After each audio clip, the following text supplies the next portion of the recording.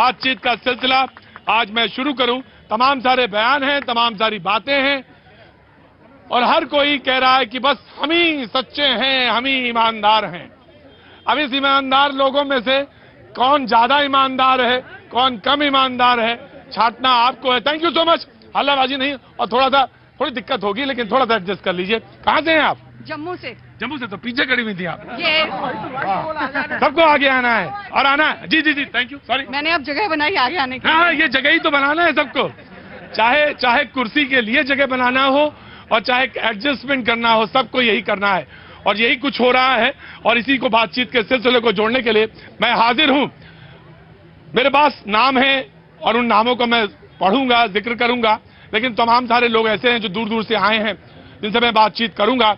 और आज का मुद्दा जो है, सब लोग कह रहे हैं कि हम किसान को लेकर और किसानों को लेकर सीरियस हैं और इसी के लिए लेकर महाराष्ट्र में तमाम लोग राज्यपाल से मिल चुके हैं और तमाम लोग कह रहे हैं कि सरकार जो है नहीं है, यही चिंता का विषय है। लेकिन यकीन मानिए सारे लोगों ने किसानों को कैरम बोर्ड की गोटियों की तरह बना रखा है। कहते हैं कि मैं राज्यपाल से बात करने जब जा रहा हूं तो मैं किसानों के लिए ही बात होगी, इसके अलावा कोई बात नहीं होगी। लेकिन ऊपर वाला जाने, अल्लाह जाने कि आखिर बात क्या होगी, किससे होगी और क्या होगी, ऊपर वाला जाने। लेकिन फिलहाल मैं इस मुद्दे पे आऊं, इस मुद्दे पे लौटूं, उससे पहले नमस्कार, आ गए आप। इससे पहले मैं यहां जो तमाम सारे लोग मौजूद हैं मैं उनसे बात करना चाहूंगा। कुछ कहना चाहती हैं आप? जगह तो बना ली आपने जी, किसानों के प्रति। अरे आपका मन जो जम्मू कश्मीर से लेकर तमिलनाडु तक कुछ भी इच्छा हो, बोलिए। जम्मू कश्मीर में सब खुशहाल हैं, सब अच्छे से हैं क्योंकि धारा 370 टूट चुकी है। वी पीपल आर हैप्पी कि हम भी अब अपने आप को इंडिया का, पूरे इंडिया के साथ एक मानते हैं। अब हम चाहते हैं कि एक कानून भी बने, एक कानून बनना चाहिए। और किसानों के लिए मैं ये कहना चाहूंगी कि हमें अपने गरीब भाई बहनों से एक भुट्टा खरीदने के लिए हम 10 रुपए देने में हिचकिचाते हैं, जबकि मॉल में जाके हम उतना ही ज्यादा दे के बिना बातचीत किए हम ले लेते हैं। हाँ। तो we should consider about them, we should be. क्या नाम है? प्रतिमा शर्मा। प्रतिमा शर्मा जी कहती हैं कि जब एक भुट्टा खाते हैं तो हमें कंसीडर करना चाहिए। लेकिन बात भुट्टे से नहीं है, लेकिन इनकी भावनाएं बड़ी पवित्र है, मैं इतना समझ गया। लेकिन भुट्टे से किसान तक जो यात्रा है कैसे होगी, कैसे तय होगी, यही बड़ा सवाल है। और इसी को लेकर आज हम मौजूद हैं बातचीत कैसे ले। जी मैं आता हूँ आपके पास। आप कहाँ से हैं? दिल्ली, सुल्तानपुरी। किसके किसके साथ आई हैं आप? मेरे हस्बैंड, मेरे दोनों बच्चे। दोनों बच्चे? हाँ जी। क्या करें, कौन से क्लास में है ये? 5th क्लास और 1st क्लास। जी कुछ कहना चाहती हैं आप? बस अच्छा लग रहा है और यहाँ पे आज हम आए आपसे मिले। हाँ बहुत अच्छी बात, हमें भी बहुत अच्छा लगा, हमें भी बहुत अच्छा लगा। जनाब क्या नाम है आपका? मेरा नाम दुर्गेश शर्मा है। दुर्गेश जी बहुत बहुत शुभकामनाएं। और ये तो 5th में, वो कौन से क्लास में? बताइए। 1st में। जी साहब कहाँ से हैं आप? सर मैं नवीन शर्मा दिल्ली से। सर जी आपसे बहुत पुरानी मुलाकात है सर हमारी, 12 साल पहले आपको देखा था कभी। तो मैं 12 साल में कुछ बदल गया या वैसे ही? बहुत सर उस सुबह छोटा hair was very small hair you. नहीं अब तो मेरे ऊपर ये जो माता जी, मैं एक बात कह रहा हूँ, ये जो बाल है ना, ये मेरे विग हैं, ये असली बाल नहीं है। हाँ इसकी देखूं? नहीं ये विग है, असली बाल नहीं है। अगर आपके ये असली बाल हैं तो खुदा जब हुस्न देता है नजाकत आ ही जाती है।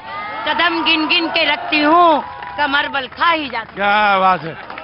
हुआ यूं प्रतिमा जी, मैं बताऊं, माता जी उस दिन नाराज हो गई मुझसे। नाराज वो इसलिए हो गई, 2 मिनट पहले प्रोग्राम बंद किया मैंने। और हुआ ये कि इन्होंने कहा नहीं हमें ही बोलना है, और अगर ये कोई तय कर ले कि हमें ही बोलना है तो मैं क्या कर सकता हूं।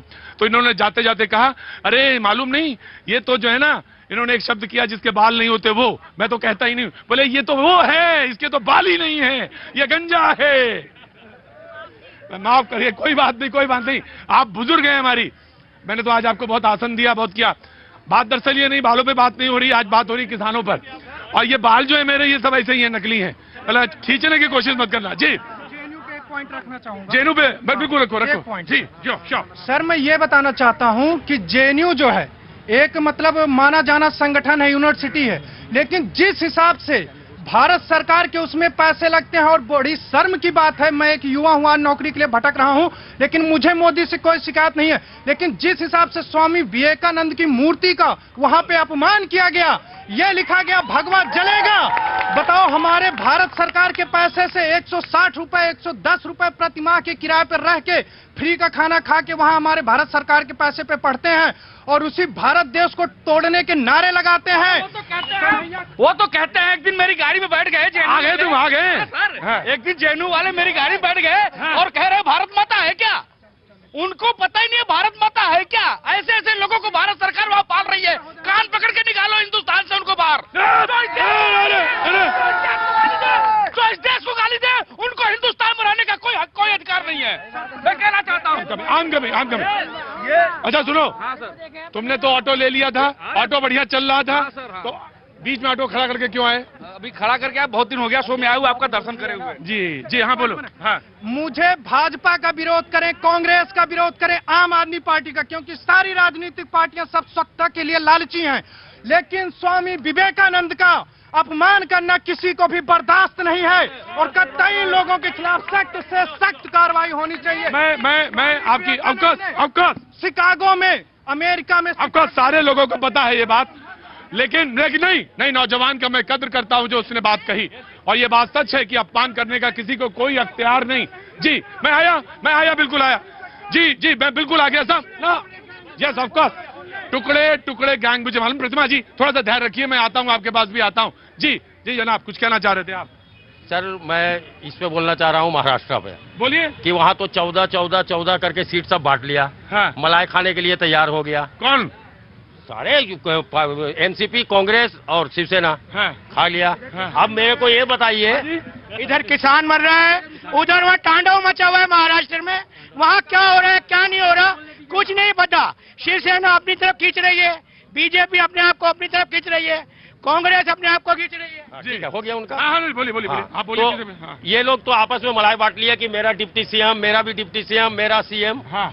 ये लोग लोकतंत्र और जनता का चीरहरण कर रहे हैं। उन्हें ये पता नहीं है कि जिस दिन जनता अगर पॉलिटिकली इन लोगों को चीरहरण कर दिए, कहीं का नहीं रहेंगे इन लोग, कहीं का नहीं रहेंगे। और एक बात मैं बता देता हूं, जिस तरह कांग्रेस का भस्मासुर राहुल गांधी थे, उस तरह शिवसेना का भस्मासुर संजय राउत है।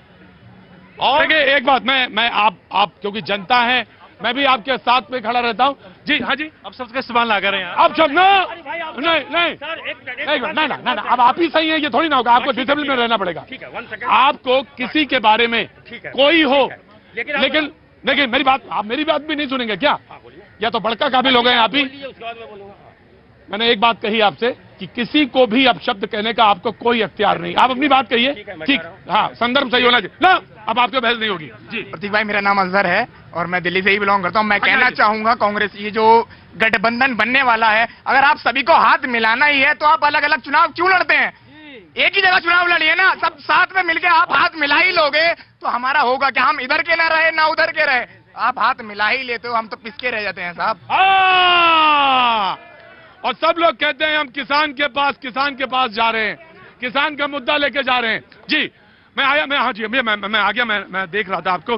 जी सर, मेरा नाम सुफिया नबिया है। मुझे है ना बेटी होने से निकाला हुआ मेरे ससुराल वालों। एक मिनट प्लीज, एक मिनट जनाब, साइलेंस। जी ये देखिए, मेरे पास ये डिवोर्स का पेपर भेज दिया है। क्या हुआ बहन, क्या है मसला? मेरी है ना दूसरी बेटी हुई है, ये 10 महीने की बेटी। हाँ। तो इसके होने पर मेरे हस्बैंड ने मुझे घर से निकाला, पूरी रात मारा, मारपीट करी मेरे साथ। मेरे दोनों बच्चे सिजेरियन हैं और मुझे मारा और मुझे घर से निकाल दिया।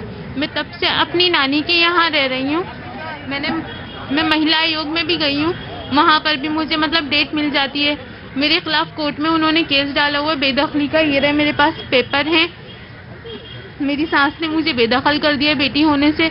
मैं बहुत परेशान हो गई हूँ। परेशान होकर के मैं अपनी बेटी परेशान कर रही थी। यहाँ आई, मुझे ये नहीं पता था यहाँ आप मिल जाएंगे। अल्लाह ने मेरा मसीहा बनाया हुआ है। ये देखिए, मुझे बेदखल किया हुआ है। आपका नाम हो गया बहन? जी सूफिया है। मैं आ गया भाई देवे। यासिर आज यहाँ बड़ी लंबी लड़ाई लड़ी है यासिर ने मुझे आज। नहीं, of course I will come to you, of course I will come to you and I will come to you. मैं मुद्दा बताने दीजिए। सूफिया हैं और ये यहाँ पे आ रही थी, इन्हें लगा कि यहाँ पे क्या है। इन्होंने देखा मुझे, यहाँ रुक गई भैया जी कहीं ना प्रोग्राम में, और इन्हें लगा कि इन्हें बात कहनी चाहिए। दूसरी बेटी हुई तो खुशियां होनी चाहिए थी, बधाइयां गाई जानी चाहिए थी और बजाई जानी चाहिए थी और लोगों में लड्डू बांटने चाहिए थे। लेकिन हुआ यह कि इन्हें बेदखल कर दिया गया घर से, और ये यहाँ पे मौजूद हैं अपने कागजात को लेकर। तो बहन कहाँ कैसे गुजर बजर हो? ये छोटी वाली बड़ी वाली बेटी है? ये कितनी बड़ी है? ये 4 साल की होंगी 8 दिसंबर को। और आपके परिवार में कौन? मैं हूँ, 2 छोटे भाई हैं। मैं नानी के यहाँ रह रही हूँ, मम्मी पापा भी नहीं है। नानी के यहाँ खाला के पास रहती हूँ। उनके भी शोहर का इंतकाल हो गया था 6 महीने बाद। ना मेरे माँ बाप नहीं है, नानी के यहाँ पली हूँ, 2 छोटे भाई हैं और ये हालात है सामने जो बयां कर रहे हैं।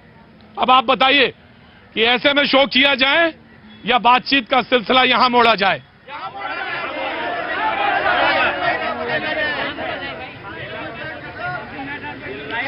शर्म आनी चाहिए। लेकिन मुझे कहेंगे कि ये तो अदालती मामला है, अदालती का है। लेकिन सवाल ये है कि अगर कोई महिला आके इस बात को कहती है कि इंसाफ चाहिए, तो तमाम पॉलिटिकल लीडरान को ये सोचना चाहिए, और जो तमाम विरोध कर रहे थे उनके सामने साक्षात उदाहरण ये खड़ा हुआ है। और इसमें कोई भी हो सकता है। सवाल ये नहीं है, ये मत सोचिएगा कि ये ऐसी हैं, कोई भी हो सकता है, चाहे इधर के हो चाहे उधर के। और ये स्थिति है हमारे समाज की। देख लीजिए, आईना मैं दिखाता हूं, ये है सर, ये है चेहरा हमारा, ये है चेहरा। तभी तो हमारे देश में एक लॉ, जो कॉमन लॉ की बात हो रही है, वो होना चाहिए। शरीयत लॉ को हटा के ये सबको लॉ भी आना चाहिए। तमाम सारी चीजें कर लिए, लेकिन जहन में जब पर्दा पड़ा हो तो चाहे कोई लिया। मैं आ रहा हूं मोहम्मद रफी अता साहब, मैं आ रहा हूं, आज मैं आऊंगा, बात करूंगा। जी बहन बैठिए। जी देखिए, ये बड़ा सेंसिटिव मसला है, क्योंकि हम लोगों ने बहुत लंबी लड़ाई लड़ी है। हम सीधे टू द पॉइंट बात करते हैं। मैं तो सिर्फ इतना पहले शुरुआत करूंगा कि वो बदकिस्मत बाप है जिसने 2 प्यारी बेटियों को, पहली बेटी जब पैदा होती है तो इस्लाम में कहा जाता है जन्नत के दरवाजे खुलते हैं, और दूसरी बेटी पैदा होती है तो जन्नत में एंट्री मिलती है। उस जैसा बदकिस्मत बाप कोई नहीं है। मैं आपके माध्यम से बहन का केस हमारी संगठन जो है वो लड़ेगी, और यकीन मानिए अगर इनका पति और इनके ससुराल वाले मुझे देख रहे हैं तो पूरा हिंदुस्तान मुझे इसलिए जाना जाता है कि ट्रिपल तलाक की लड़ाई जो एक क्रूति थी हमारे समाज की, उसको हमने खत्म किया, हमारे संगठन ने खत्म किया है। और अगर वो देख रहे हैं तो मैं आपके माध्यम से उनको इत्मीनान दिलाना चाहता हूं कि बहन, कल से आपकी लड़ाई हम लड़ेंगे, अभी से हम आपकी लड़ाई लड़ेंगे। और अगर मत रो बहन, मत रो, ये आंसू जो है जाया मत करो तुम, बिल्कुल जाया करने की जरूरत नहीं है इन आंसुओं को, क्योंकि ये समाज और ये जो, मैं तो एक ही शब्द इस्तेमाल करता हूं, ये दरिंदे,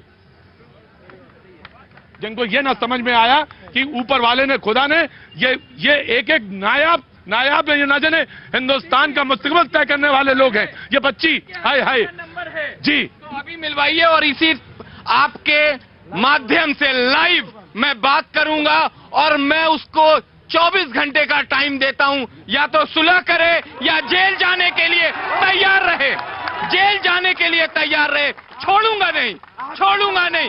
कानूनी लड़ाई लड़ी जाएगी, और कानूनी लड़ाई के साथ उसको जेल भेजा जाएगा। हमारी बहन के साथ जितने यहाँ पे हैं सब आपके साथ है। प्रतीक जी हैं, हमारे भाई हैं, मनोज यादव जी बीजेपी के प्रवक्ता हैं, ये है, सब है। अभी फोन लगाया जाए प्रतीक जी, उनके हस्बैंड से बात किया जाए, ऐसा गलती उन्होंने क्यों किया। बहन सवाल ये उठता है कि उन्होंने क्या, किस बिना पे, एक minute, just give me a time, एक सेकंड दीजिए। उन्होंने क्या इससे पहले भी था, जब ये ऊपर वाले ने ये पहली बेटी दी, उसके बाद भी उन्होंने कहा, या उसके बाद अभी सिलसिला शुरू हुआ? मेरी शादी जो है अरेंज मैरिज हुई है। अरेंज मैरिज हुई जी। उनकी है ना पहले शादी हुई थी। उनकी शादी पहले हुई थी।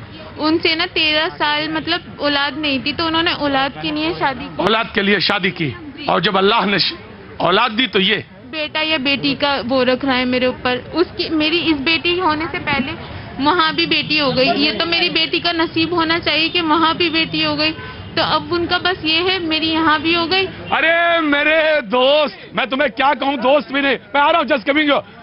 ये पहली एक शादी, उसमें भी लड़कियां, और इसलिए शादी करी कि लड़का हो जाए, और जब दूसरी शादी की तो फिर लड़कियां। अरे मेरे भाई, लड़का और लड़की तय करने का जो फैक्टर होता है वो मर्द ही तय करता है, मर्द से तय होता है, औरत से नहीं। इतना पूछ लिया होता है। मैं देखिए, मैं सिर्फ ये कहना चाहता हूं कि तमाम सरकार साथ खड़ी है, संगठन साथ खड़े, और जिस संगठन ने इस क्रूति के लिए लड़ाई लड़ी है, इस एक ऐसी प्रथा जो कलंक थी हमारे समाज में, जिसको हम लोगों ने हमारे तमाम वजीर आजम ने इसको खत्म किया है। आज वो घड़ी आ गई है कि अगर इस बहन के साथ नाइंसाफी हुई है, आप यकीन माने कि इनके तमाम ससुराल वाले जेल जाएंगे, जेल जाके एक नजीर पेश होगा। क्योंकि मैं चाहता हूं कि ये फैसला आज मैं आपसे रिक्वेस्ट करूंगा कि आप मुद्दे को, जो दूसरा आज का मुद्दा है, उसको आप मुलतवी करिए और इस मुद्दे पे डायरेक्ट बात करते हैं, डायरेक्ट फैसला कराएंगे। आज ही यहीं पे 1 घंटे में ऑन एयर ऑनलाइन आपका फैसला होना चाहिए। देखिए ये कुत्सित मानसिकता के वो लोग हैं। मैं उन मुल्ले मौलवियों से भी पूछना चाहता हूं, कांग्रेस पार्टी से भी पूछना चाहता हूं, जो बार बार ट्रिपल तलाक विधेयक का विरोध कर रहे थे। मैं पूछना चाहता हूं उनसे कि जो ट्रिपल तलाक का बार बार विरोध कर रहे थे, जरा वो सामने आए। क्या हाल बना रखा है इन महिलाओं का? ये नरेंद्र भाई मोदी है, जो बार बार अध्यादेश लाते रहे और आखिरकार हमने पास कराया उस बिल को। ये नरेंद्र मोदी है। हर मुद्दे को राजनीति नहीं, हर मुद्दे को राजनीति नहीं। Manoj this is not the way, please Manoj please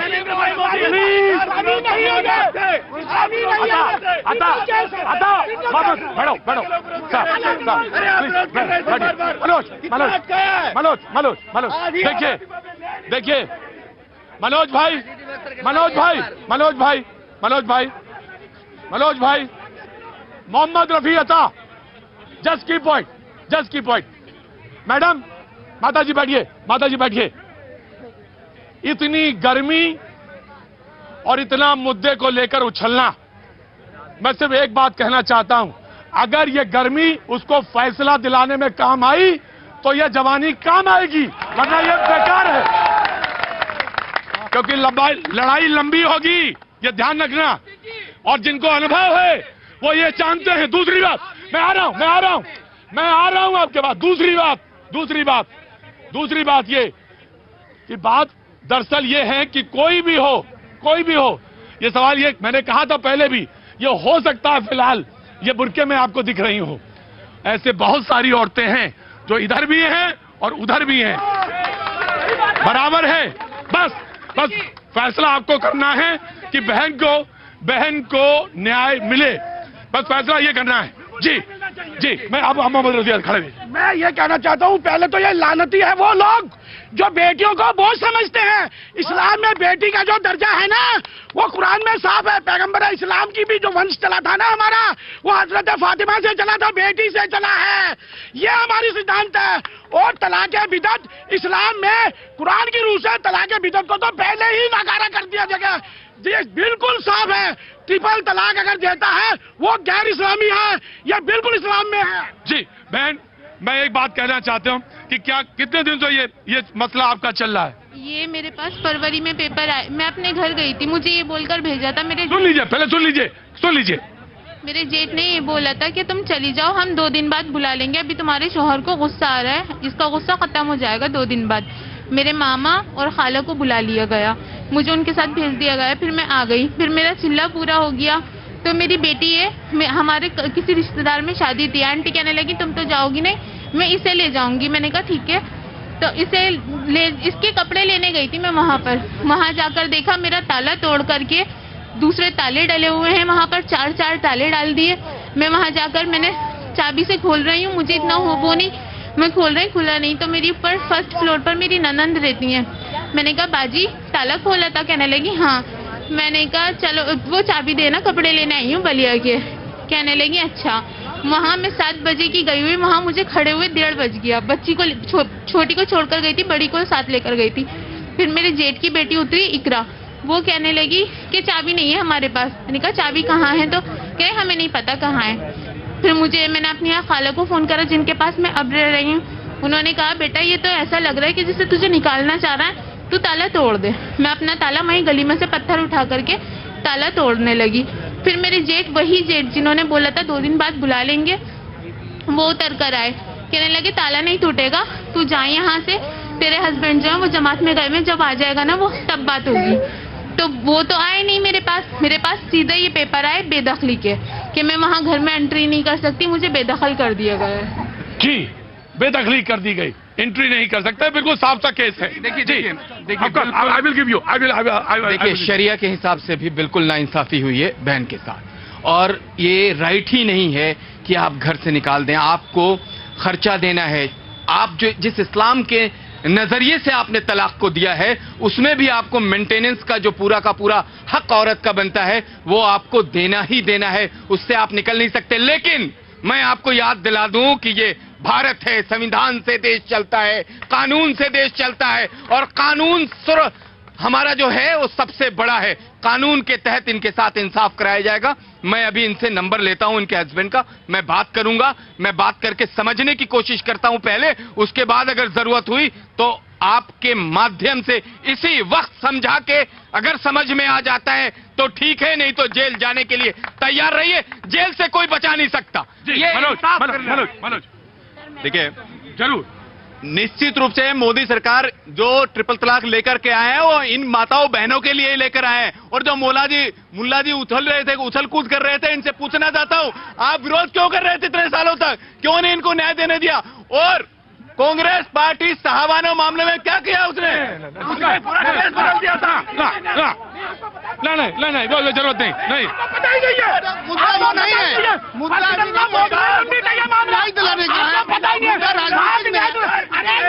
बात करिए इधर। ना, ये गलत बात है।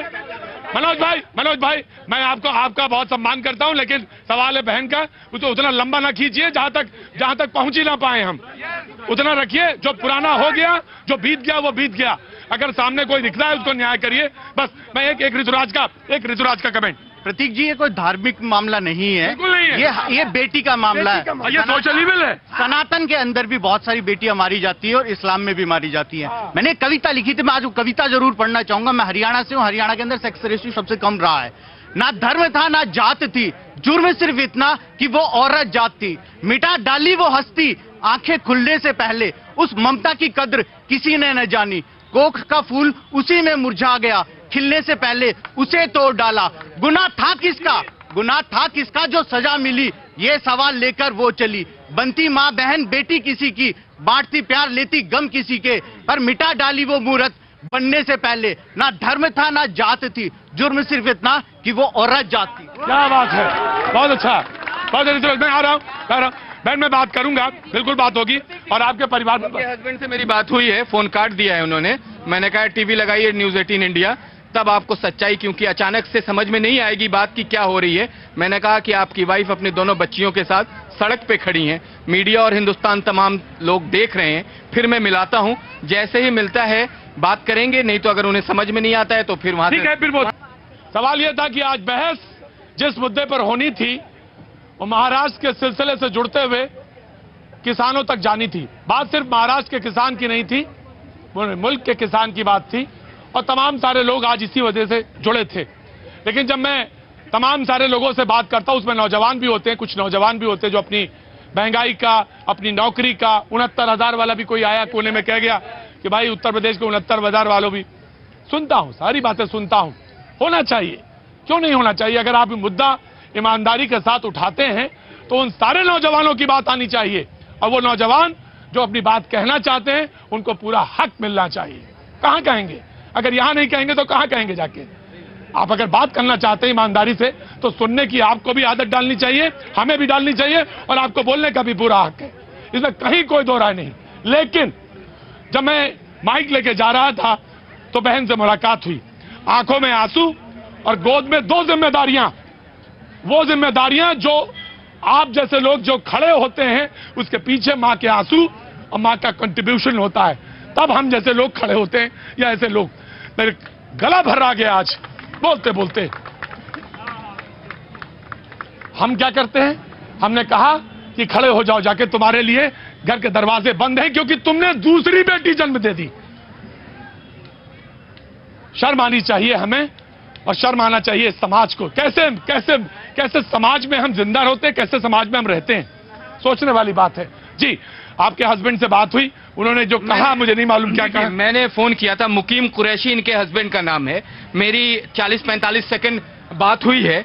अलाना एक कंपनी है जिसके अंदर इनका मीट का सप्लाई का काम है। मैं अभी इलाके के जो मेन लोग हैं, जो वहाँ के जिम्मेदार हैं, हाँ। मैं उनसे भी, चाहे वहाँ के अभी जो दिल्ली सरकार में एक मंत्री इमरान हुसैन हुए, चाहे वहाँ के बीजेपी के एक नेता हैं इमरान इस्माइल साहब, जो कसाबपुरे के बहुत जिम्मेदार आदमी हैं, उन लोगों से मेरी बात होगी। और मैं मुकीम कुरैशी अगर मुझे देख रहे हैं तो मुझसे फोन पे बात करें, अपनी बात भी रखें। और मतीन कुरैशी, एक बात कहना चाहता मैं एक छोटी सी बात है, बस वो बात इतनी है कि कभी कभी बात दरअसल इतनी बढ़ जाती है कि पीछे आना बड़ा मुश्किल होता है। तो मेरा बस एक छोटा सा मशवरा है कि बहन का घर मिले, उसका शौहर मिले और बच्चों को उसका हक मिले, बस मेरी इतनी ही इल्तिजा है। तो जब भी बात करिएगा, इलाके के लोगों से बात करिएगा, तो इसका हक इसको मिल जाए। और गर्मी अगर थोड़ी सी शांत हो दिमागों की, बहन तुमसे भी कोई गलती हो तो माफी मांग लेना, हालांकि मुझे लगता नहीं है, तुम्हारे आंख के आंसू मुझे बता रहे हैं। और अगर मैंने बहन कहा है तो यकीन करना मेरे ऊपर। जी अब आप बोलिए। जी नहीं, आप बिल्कुल सही कह रहे हैं, कानूनी तौर पे इनको मदद दी जाएगी, संगठन मदद करेगा, जरूरत पड़ी तो सरकार से मदद दिलाई जाएगी, कानूनी लड़ाई लड़ेंगे, इंसाफ मिलेगा। अगर नाइंसाफी उस बंदे ने, मतीन कुरैशी ने अगर नाइंसाफी करी है तो मैं यकीन दिलाना चाहता हूं बहन को भी, और मैं चाहूंगा कि घर किसी का खराब ना हो। घर अगर बसता है तो ये बहुत अच्छी बात है, लेकिन अगर इसके बाद भी उन्होंने इनके साथ नाइंसाफी करी है तो वो जेल जाने के लिए तैयार रहे। ये मैं आपके माध्यम से इसलिए बताना चाहता हूं कि समाज के अंदर ये नजीर पेश हो कि इस तरह की बहनों को सड़कों पे मत छोड़ो, अपने कौम को तुम गाली दे रहे हो। इस तरह की बहनें, जिस तरह से आपकी आंखों में आंसू है, उस तरह से मुझे भी और तमाम लोग जो बैठे हुए हैं उनके आंसू है कि एक औरत जो नकाब पहन के 2 छोटे छोटे बच्चों को इस ठंड के अंदर लेके घूम रही है, इंसाफ के लिए घूम रही है, तुम्हें शर्म नहीं आती? प्रतीक जी, मैं इस बहन के साथ हूं और पूरी मुस्लिम कौम जो है इस बहन के साथ है, क्योंकि जो हुआ है वो नाजायज है और वो गलत है। वो अल्लाह के लिए जो अल्लाह का अजाब है, इस तरह का ऐसे लोगों पे अल्लाह का अजाब होना चाहिए। और मुस्लिम कौम ऐसे लोगों को डिनाई करती है। यह मुस्लिम कौम की बात है, कौम ऐसे लोगों को बदकार करार देती है जो ऐसे काम करते हैं। इस्लाम में मैं फिर कहूंगा, हम हजरत फातिमा से चलने वाला वंश है हमारा, इस्लाम की कोई बात नहीं है। यह क्रिमिनल केस है, इसको आप एक बार ये मुस्लिम माशरे के लोगों से, अपने इलाके के, उनसे बैठ के आप बात करिए, उनसे उन्हें बिठाइए। जैसा उन्होंने कहा, मैं इस मसले को ये मान के चलता हूं, मैं इस मसले को ये मान के चलता हूं कि बहन आपके साथ न्याय होगा। फैसला जो भी तमाम सारे मोहल्ले के आपस के लोग करेंगे वो आपको स्वीकार होगा। बस एक बात ध्यान रखिएगा, जो सबसे बड़ी चीज है और जो कुरान शरीफ में भी दर्ज है वो ये कि आपकी इज्जत जो है वो परिवार की इज्जत है। तो लिहाजा जो आपको मंजूर हो, जो इज्जत के अनुरूप हो, वही करिएगा। अल्लाह आपका हाफिज रखे आपको, तमाम आपके बच्चों को। कुछ कहना चाहती है? मैंने इज्जत के लिए ही मैं 10 महीने चुप बैठी हूँ कि मैं इज्जत से अपने घर चली जाऊँ। अगर मुझे आपको मिलेगा आपका हक आपको मिलेगा। मैं मुद्दे पे लौटना चाहता हूँ, और मेरी जो बहस का सिलसिला था, मुझे मालूम है काफी चीजें, लेकिन मुझे मालूम है आज बड़ा प्रोडक्टिव बात हुई है। किसी एक को भी न्याय मिल जाए, किसी एक को भी उसका हक मिल जाए। यकीन ध्यान रखना नौजवानों, अगर किसी एक को भी किसी का हक मिलता है तो यह समझना कि ये लड़ाई अच्छी लड़ी गई है। जी जनाब, कहाँ से हैं? बिहार से। जी बोलिए। गरीब को मकान बनाने के लिए गवर्नमेंट पैसा देती है। कहाँ? बिहार में। अच्छा, बिहार से हैं? हाँ जी। तो वो गवर्नमेंट ने पैसा देती है घर बनाने के लिए। हाँ हाँ। उसमें से 25,000 रुपया जो है बिचवनिया ने खा जाते हैं। कौन खा जाता है? बिचवनिया जो है, बीच वाला 25,000 खा जाता है। 25,000 और मिलता कितना है? 1 लाख? हाँ, ये 95,000। 95,000? 1,20,000 मिलती है, 95,000 उसको मिलता है। 95,000 आपका कौन सा जिला है? हमारा ये मोतिहारी जिला है। मोतिहारी जिला। और वहाँ पे ये हो रहा है गांव में? खूब हो रहा है, धड़ाधड़ से हो रहा है, कोई किसी का नहीं सुनता है। अरे तो तमाम सारे लोग तो कह रहे हैं किसान की बात हो रही, किसान की बात हो रही। किसान के कहाँ बात हो रही है? किसान को कोई सुनता ही नहीं। जी, मैं पहले मौका देना चाहता हूँ। सवाल यह था कि महाराष्ट्र में सरकार को लेकर तमाम सारी खींचातानी, सरकार को लेकर बनाने की कवायद को जहां तक सवाल है, लोग कह रहे हैं कि हम जब राज्यपाल से मिल रहे हैं तो इस पर पीछे सरकार को लेकर नहीं, हम सिर्फ किसानों के हित को लेकर बात कर रहे हैं। जी जनाब। तो सरकार तो बन रही है, बन गई है, तो किसानों की बात होगी और सरकार की बात बन गई है। सरकार बन रही है। किसकी बन रही है? ये बाकी 3 पार्टी के बीच गैर बीजेपी का सरकार बन रही है। सरकार बन रही है, ये भाई साहब बता रहे थे सरकार बन गई है। ठीक है ना, वो लोग जा रहे हैं, उनके शपथ लेंगे। सरकार की खुशी की बात है, बाकी बातें करो, किसानों की मजदूरों की बात करो। 44 लाख किसान मराठवाड़ा का परेशान है। मराठवाड़ा में प्रतीक जी पहले सूखे का मार हुआ, उसके बाद अक्टूबर में बारिश हुई। 44 लाख किसान परेशान है। इन्होंने सही कहा है कि 2,090 जो है करोड़ राशि आवंटित किया गया है, लेकिन ये राशि बीच में कौन खा जाता है, ये सबसे बड़ा सवाल यह है कि सरकार बन गई है, लिहाजा हम उम्मीद करते हैं कि वहां पे फैसला होगा। आपके मुस्कुराहट जो बता रही है कि सरकार बन गई है। जी नहीं, मुझे नहीं पता, अज्ञात सूत्र तो कैसे इनको पता है सरकार बन गई है, यही लोग जानते हैं क्योंकि अंतर्यामी है ये। मुझे नहीं पता है कहां से सरकार बन गई है, लेकिन ये जनादेश का अपमान है। भारतीय जनता पार्टी सबसे बड़ी पार्टी के रूप में उभर के आई थी, ये जनादेश का अपमान है। कांग्रेस पार्टी बैकडोर से वहां षड्यंत्र कर रही है, खेल रच रही है और एक अस्थिर सरकार वहां जाने वाली। अगर ये सरकार बना रहे जोड़ तोड़ की, और विकास की राजनीति नहीं होगा, खाओ और खाने की राजनीति होगा। लेकिन नरेंद्र मेरा छोटा भाई मनोज उनका दुख अपना प्रकट कर रहा है, कोई बात नहीं, लेकिन सरकार बनती है। आपने भी सरकार थोड़ा आय बनाया है, बिगड़ा है, तो सरकार बनना दीजिए। बिल्कुल, देखिए मनोज प्लीज बैठिए ना, मैं सरकार गिरी जी से पूछना चाहता हूं, क्या शिवसेना ने अपने हिंदुत्व का एजेंडा छोड़ दिया? क्या शिवसेना ने वीर सावरकर को भारत रत्न का जो उन्होंने एक उनकी डिमांड रही है उनको छोड़ दिया? क्या वो कांग्रेस में ही हो गए? क्या वो महाराष्ट्र के का जो जनादेश था उस जनादेश को धत्ता बताते हुए अगर सरकार बनाते हैं तो आप यकीन माने वहां का किसान, वहां का जो नागरिक है, वहां के जो लोग हैं वो उन्हें माफ नहीं करने जाएंगे। अगर अरे क्या बात कर रहे हैं, किसानों का जो भाजपा करेगी वही करेगी।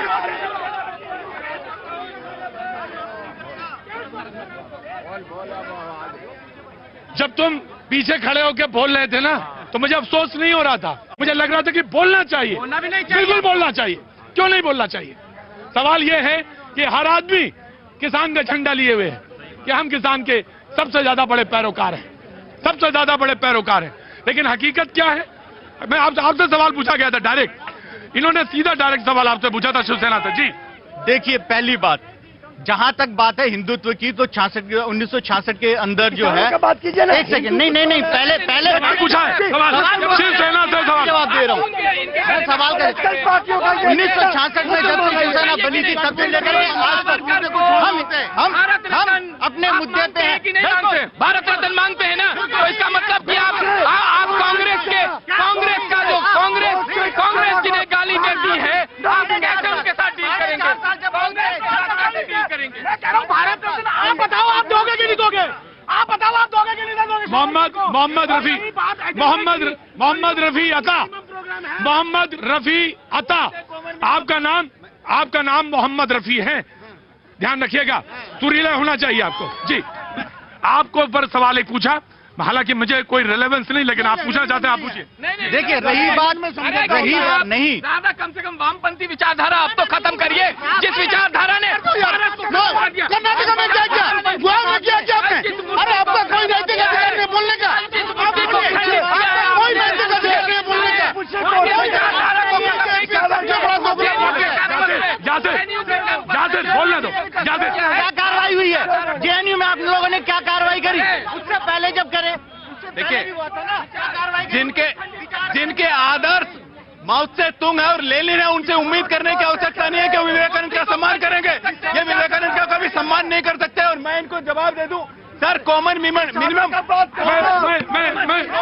प्रोग्राम यूपीए सरकार में बनाया था, कितने घपले घोटाले किए थे आपने? अरे शर्म कीजिए, वो कॉमन यूपीए 1 और यूपीए 2, CWG घोटाला, 2G 3G घोटाला, आपका कॉमन मिनिमम प्रोग्राम महाराष्ट्र में क्या होने वाला है? लूट करने वाले आप लोग। Come on Manoj cool down. Common minimum programme आपका क्या होने वाला है? सरकार आपने कहा कि हम बनाने जा रहे हैं, तो कॉमन मिनिमम प्रोग्राम आपका क्या होना चाहिए? वो जो सवाल इन्होंने पूछा कि वीर सावरकर को आप भारत रत्न देना चाहते हैं, नहीं, आपको निराधार उन्होंने सवाल पूछा, and he has the right to ask.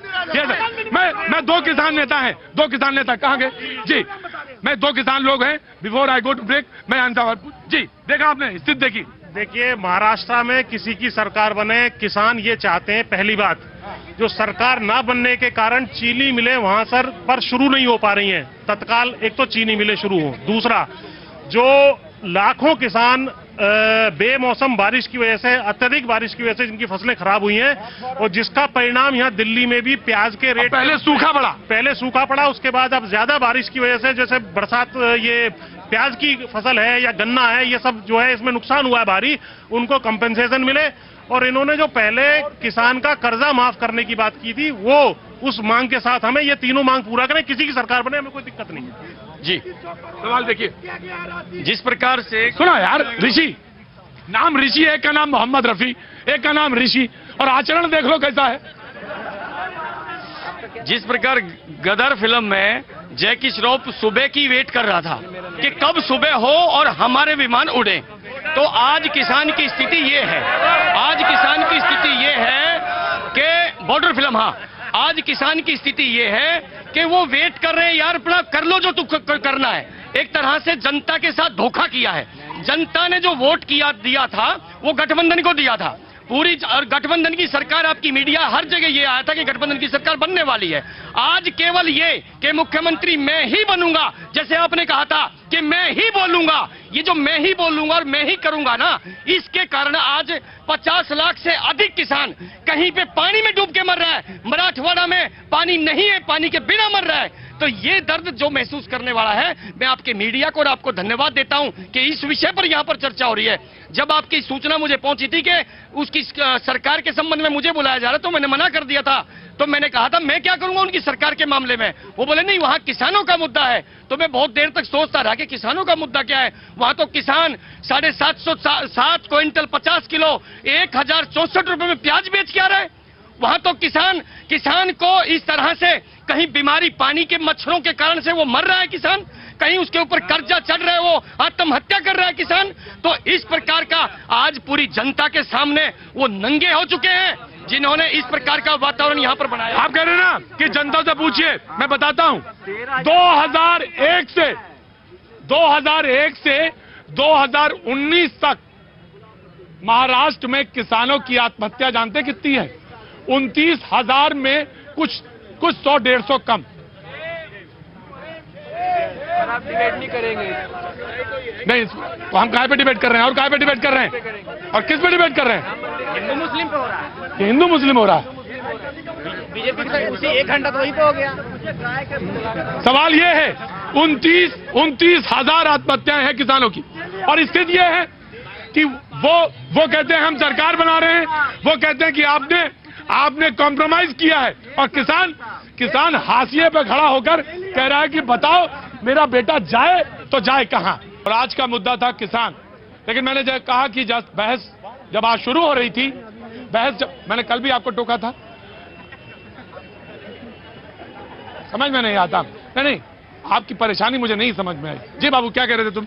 जो किसानों का मुद्दा उठता है, पराली का धुआं जो दिल्ली में आ रहा है, पंजाब की सरकार आप कहां से हो? पंजाब से? पंजाब से हूँ। पंजाब में कहां से हो? पंजाब में कोटकपुरा से हूँ मैं। हाँ। तो पंजाब की सरकार कुछ नहीं कर रही पराली के मुद्दे में। किसानों को ऐसे ही बीच बीच में 2500 रुपए देंगे, जो बाद में बोला है इसने, लेकिन किसान पराली साड़ने के हक में नहीं है। ये सरकार खुद करवाती है, जो काम करवाती है। किसान पराली जलाने के हक में नहीं है। जो कुछ हो रहा है वो किसान नहीं कर रहा है, सरकार खुद करवाती है। लेकिन क्यों जलाते हैं आप? उससे तो कुछ पैदावार में तो इंक्रीज, खेत में तो बनता नहीं है कुछ। हमारी मजबूरी है। जो सरकार जब अब 2500 रुपये दे रही है, तो धान काटने के पहले बोला होता तो अब ये धुआं दिल्ली में नहीं आता। जी, धान काटने से पहले बोला होता तो ये धुआं दिल्ली में नहीं होता। बहस आज कहां से कहां तक पहुंच जाएगी मुझे नहीं, मैं आ रहा हूं, मेरे जनाब आ रहा हूं, मैं आपके पास आऊंगा। बहस कहां से कहां तक पहुंच जाएगी मुझे भी नहीं पता चलता है भैया जी। कहीं में कल जब मैं शो कर रहा था और एनवायरनमेंट पे कर रहा था, पर्यावरण पे कर रहा था, इस धुंध पे कर रहा था, तो आपका फोन आया था मेरे पास और उन्होंने कहा कि जिम्मेदार किसान नहीं है और ये जो चक्र बिगड़ा है फसल का, वो पूरी तरह से जिम्मेदार है। देखिए, 2009 में, क्योंकि आपका प्रोग्राम जो है सबसे ज्यादा पॉपुलर प्रोग्राम है टीवी का, आपके माध्यम से बात जानी चाहिए लोगों के बीच में कि 2009 में पंजाब और हरियाणा सरकार ने भूजल संरक्षण एक्ट पास किया था, जिसके अनुसार इन्होंने 15 जून के बाद ही धान रोपाई की डेट निश्चित कर दी, उससे पहले बुआई नहीं कर सकता है, रोपाई नहीं कर सकता है किसान। उसका कारण है कि अब उसी हिसाब से जो है अक्टूबर 15-20 के बाद उसकी कटाई एक साथ तैयार होती है। पहले सितंबर के सेकेंड थर्ड वीक में कटाई हो जाती थी। उस वक्त हवा की डायरेक्शन कुछ और होती है, हवा में नमी जो है उस टाइम इतनी ज्यादा नहीं होती, टेम्परेचर ज्यादा होता है। इस वक्त टेम्परेचर बढ़ने से, नमी घटने से, नमी बढ़ने से और हवा जो है मध्यम पड़ने से वो हो जाता है। और सफर संस्था IIT कानपुर की जो रिपोर्ट है उसके अनुसार एवरेज 25% कंट्रीब्यूशन उसका होता है। पूरे देश में कहीं पराली नहीं जलाई जाती, उसे हाथ से काटा जाता है, हाथ से झाड़ा जाता है, कुट्टी काट करके उसका इस्तेमाल पशुओं को खिलाने में या पशुओं के नीचे सूखा करने में रात को, जिसपे वो चैन से सो सके। लेकिन हमने तो देखा क्यों जला रहे थे। मैं बता रहा हूँ ना, पंजाब हरियाणा को छोड़ करके कहीं नहीं जलाई जाती है और हरियाणा में भी ये 8,000 के आसपास बची है और पंजाब में 48,000 के आसपास है। ये भी कंट्रोल में आ जाएगी। हमने बार बार मांग की है इसकी हाथ से कटाई के लिए 300 रुपए धान की MSP जो हम सबसे कम दे रहे हैं। अगर हम बांग्लादेश, चीन, फिलीपींस, थाईलैंड, अन्य देशों की बात करें तो वहां जो है 2,500 से 5,500 रुपए MSP है, यहाँ हम केवल 1,815 रुपए दे रहे हैं। तो हम मांग कर रहे हैं कि 300 रुपए धान को हाथ से काटने के लिए आप दे दो, मजदूर को मजदूरी मिलेगी, पराली जलाई नहीं जाएगी, जो चारे की कमी है वो दूर होगी, दूध बनेगा, खाद बनेगा, सबसे ज्यादा लाभ होगा। ले दे के बाद जहां पे खत्म होती है उसको कहते हैं कि पैसा, वो उस पर बहुत महत्वपूर्ण है। कैसे मना कर दिया जाए, बहुत महत्वपूर्ण चीज है। ऑफकोर्स मैं आ गया, पर एक सज्जन है ना, ऑफकोर्स बात का जवाब देने। नेताजी का कहना था कि 300 रुपए अगर किसान है, किसान नेता है, किसान नेता है, मैं बिल्कुल समझ रहा हूँ उनकी बात को।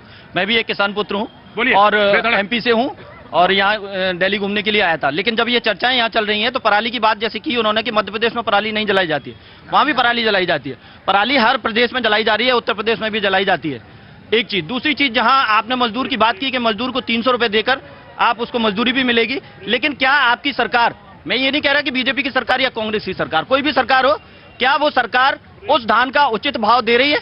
नहीं दे रही है। आज की स्थिति में धान का भाव मध्य प्रदेश में क्या है, यूपी में क्या है?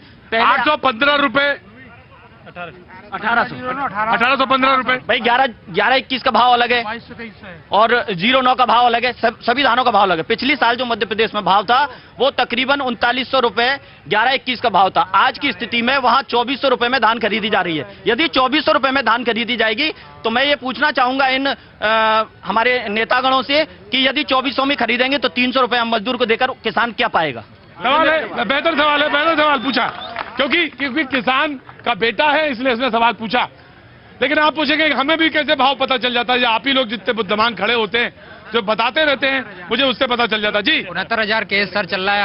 हमारा 4 लाख बच्चा सर 10 महीने से हाईकोर्ट में सर वहाँ पर। एक काम करो, 69,000 का जो केस चल रहा है कम से कम कितने लोगों ने दिया होगा? सर 4 लाख, 4.5 लाख लोग। 4.5 लाख लोग, तो 4.5 लाख में से 2-2 आदमी रोज आया करो यहाँ पे, रोज 2-2 आदमी डिस्ट्रीब्यूट कर दो, 2-2 आदमी है रोज आया करो, रोज बोला करो, ठीक है? मानसिक रूप से सरकार ने, मुझे मालूम है भाई, मैं सबसे ज्यादा मैं आपके लिए बोलता हूँ, 69,000 के लिए मैं बोलता हूँ, बराबर बोलता हूँ। वेनिशियन खाड़ी के किनारे पर बसे वेनिस शहर में 13 नवंबर को हाई टाइड के कारण पानी भर गया, जिसके बाद पूरे शहर की गली मोहल्ले डूबने लगे। एहतियात के तौर पर वेनिस से दुनिया भर के पर्यटकों को वापस भेजा जा रहा है।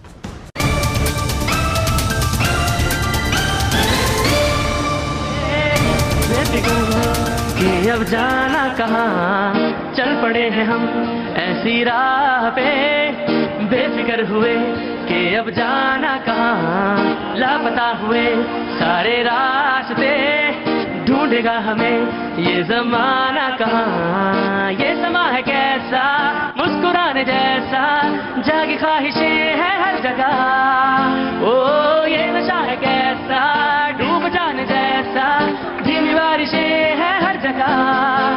गजब का है ये दिल, गजब का है ये दिल, गजब का है ये दिन, देखो जरा गजब का है। में आपका एक बार फिर स्वागत है और मैं कैनॉट प्लेस में मौजूद। बातचीत ये हो रही थी, सिलसिला जहां से शुरू हुआ था, जब मैंने डिबेट शुरू की तो उन्होंने कहा कि सरकार हमारी बन रही है और वो एनसीपी, कांग्रेस और शिवसेना के तीनों के गठबंधन की बात हो रही थी। लेकिन अभी कहीं कुछ नहीं नजर आता, लेकिन फिर भी प्रवक्ताओं ने ये बात कही। लेकिन उसके विरोध में तमाम जो सवाल आए उसमें बीजेपी के प्रवक्ता ने सवाल पूछा कि आखिर कैसे बन रही है, कहीं ना कहीं तो कॉम्प्रोमाइज हो रहा है। जी मैं आया महाजन साहब जी, सवाल ये था, लोगों ने कहा कि आप तो कॉम्प्रोमाइज कर रहे हैं। देखिए, कॉम्प्रोमाइज नहीं। अगर कॉमन मिनिमम प्रोग्राम के साथ में सरकारें बनती हैं, बीजेपी की भी 12 राज्यों के अंदर गठबंधन की सरकार है। मुस्लिम रिजर्वेशन में क्या है? 5% जो कांग्रेस मांग कर रही है, क्या देंगे? देखिए, मुस्लिम रिजर्वेशन की जो बात है वो एनसीपी बात सुन लीजिए, वो एनसीपी का है और वो मुस्लिम रिजर्वेशन सिर्फ शिक्षा के अंदर है, और वो सिर्फ मुस्लिम नहीं है, वो प्रत्येक जाति और जनजाति के लिए है, जो माइनर है। एनसीपी के मैनिफेस्टो में क्लियर है 5% मुसलमानों को रिजर्वेशन देना है, तो क्या आप उसको कंटिन्यू करेंगे? नहीं, मैं आपको तर्क बता रहा हूँ जो उनके मैनिफेस्टो में, जिस प्रोग्राम पे उन्होंने चुनाव लड़ा, उनके मैनिफेस्टो की बात छोड़िए, जो कॉमन मिनिमम, मैं कॉमन मिनिमम प्रोग्राम की बात कर मैं कॉमन मिनिमम प्रोग्राम की बात कर रहा हूँ कि जो कॉमन मिनिमम प्रोग्राम में बात हुई है उसमें मुस्लिम भी है और अन्य जाति और जनजाति भी है, जो इलाकों के हिसाब से माइनर होंगे, लेकिन वो सिर्फ शिक्षा के अंदर है जो मिलना चाहिए। चुनाव में वादा किया था। कॉमन मिनिमम प्रोग्राम बनाया जाता है ना, तो उसमें सारी संभावनाएं देखी जाती है, कुछ छोड़ी जाती है, कुछ रखी जाती है। एजेंडे सबके अपने अपने होते हैं। अरे एजेंडे सबके, हमारे पास विकास का एजेंडा है, हमारे पास किसानों का एजेंडा है, हमारे पास जो किसान आत्महत्याएं कर रहे हैं उनका एजेंडा है, हमारे पास जो धान का मूल्य नहीं मिल रहा है उसका एजेंडा है, हमारे पास शिक्षा। मैं इनसे पूछना चाहता हूँ, कॉमन मिनिमम प्रोग्राम आपने यूपीए 2 और यूपीए 1 में भी किया था, कितने घपले घोटाले थे? आप शर्म कीजिए, ये सब बातें मत कीजिए।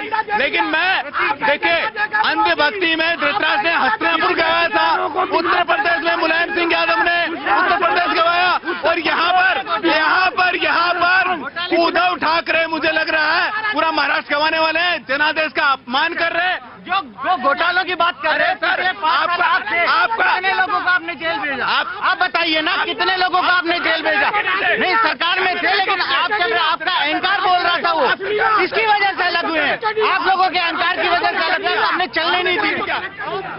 नहीं, Manoj, this is not the way. इस तरह से उंगली नहीं, आपको सारा देश देखता है जी।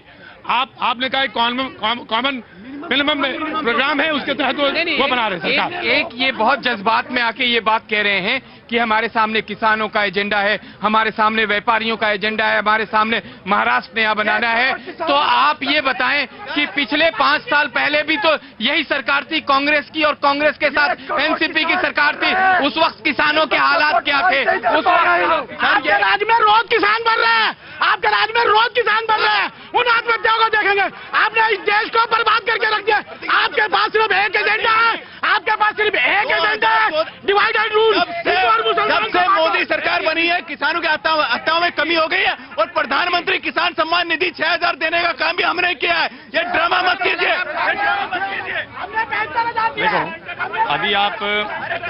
अभी आप उस पॉलिटिशियन मोहल्ले से आए हैं, और वो पॉलिटिशियन मोहल्ला किस प्रकार का शोर मचाए हुए है। वहां पर किसानों की क्या, सारे समाज की आवाज दब जाती है, क्योंकि उनको कितनी जिद है सेवा करने की। देखिए, आप उनको जिद है इस बात की कि नहीं, सेवा मैं करूंगा। वास्तव में ये जो पद था, ये पद है जो ये प्रदेश को आगे बढ़ाने के लिए होता है, लेकिन जिद देखिए कि मैं ही करूंगा। तो इस प्रकार से आज ये पूरी तरह से जिसका खाते हैं उसी के साथ अपमान करते हैं। किसान इसको कमा के खिला रहा है, और किसान ऐसी चीज पैदा करता है जिसका कोई विकल्प नहीं है, उसकी बात ना करके और ये वाहियात की बात करना, ये देश का दुर्भाग्य है। प्रत्येक ये हर बारी इस तरह बात ये कर रहे हैं। मेन जो मुद्दे की बात है, चाहे प्रदूषण हो, चाहे किसानों का मुद्दा हो, मेन इनके पास साइंटिस्ट की कमी है, वैज्ञानिक की कमी है। इन मुद्दों पे पॉलिसी पे बात क्यों नहीं करते? ये मैं आया, हाँ, एक मिनट, 10 मिनट। सर, महाराष्ट्र की जनता ने शिवसेना और भाजपा को बहुमत दिया है। शिवसेना अपनी सीएम की पद की महत्वाकांक्षा पूरा न होने की वजह से सरकार नहीं बना रही। अगर मान लिया शिवसेना और भाजपा एक साथ चुनाव नहीं लड़ती, हो सकता है शिवसेना वहां पर सेकंड नहीं आती, जैसे कि अब आई है। उन्होंने इस समय भाजपा को धोखा नहीं दिया, बल्कि प्रदेश की जनता को भी धोखा दिया। इतना कहना चाहूंगा। प्रदेश की जनता को धोखा दिया है, पूरे हिंदुस्तान को धोखा दिया है। शिवसेना ने सिर्फ मुख्यमंत्री का पोस्ट के लिए। महाराज इधर से, जी। भैया, मैं इनसे ये पूछना चाहता हूँ, बीजेपी वालों से भी और कांग्रेस वालों से भी, कि पिछले 55 साल राज कांग्रेस ने भी किया है, और पिछले 6 साल से बीजेपी है। बस शिक्षा के लिए क्या क्या इन्होंने ये बता दीजिए। बस ये पॉइंट। जी। शिवसेना ने पूरे देश को धोखा दिया है। शिवसेना को बीजेपी को सपोर्ट देना था, गठबंधन किया था, लेकिन शिवसेना ने पूरे देश को धोखा दिया है, महाराष्ट्र को धोखा नहीं दिया है। हर चुनाव में हर चुनाव में हमारे सियासतदान किसानों की बात करते हैं, युवाओं की बात करते हैं। क्या किसानों को सोल्यूशन मिला? लेकिन किसानों और युवाओं के लिए सबसे ज्यादा किसी ने काम किया? नरेंद्र भाई मोदी ने काम किया है। अरे सर, कितने